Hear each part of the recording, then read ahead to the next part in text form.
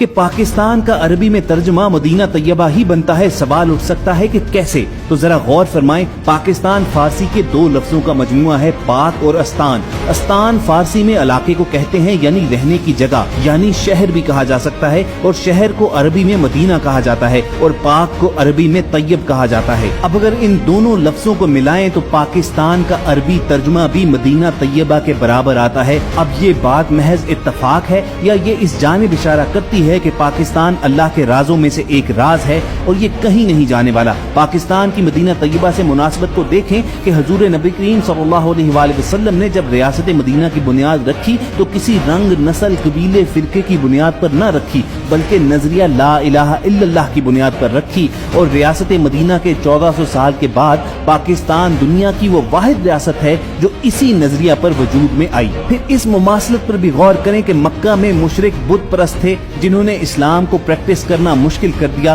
तो हिजरत हुई और मदीना तैयबा की रियासत वजूद में आ गई।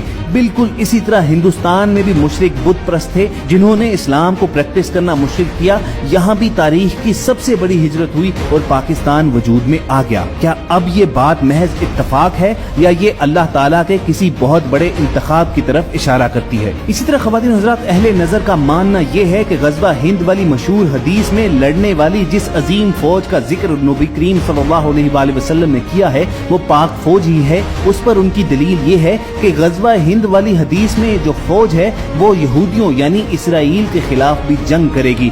आज इस खित्ते में जो भी इस्लामी मुमालिक हैं उनमें से सिर्फ पाकिस्तान ही वो वाहिद इस्लामी रियासत है जिसकी बैक वक्त इसराइल और इंडिया के साथ मामलात खराब हैं और कई जंगें भी हो चुकी हैं। चुनाचे ये शर्त न अफगानिस्तान पूरी कर सकता है, न बांग्लादेश और न ही ईरान। इसीलिए अहले नजर इस बात के कायल हैं कि रसूल करीम सल्लल्लाहु अलैहि वसल्लम ने जिस फौज का जिक्र किया है कि वो हिंद को फतह करने के बाद अहले यहूद से लड़ेंगे और उन पर फतह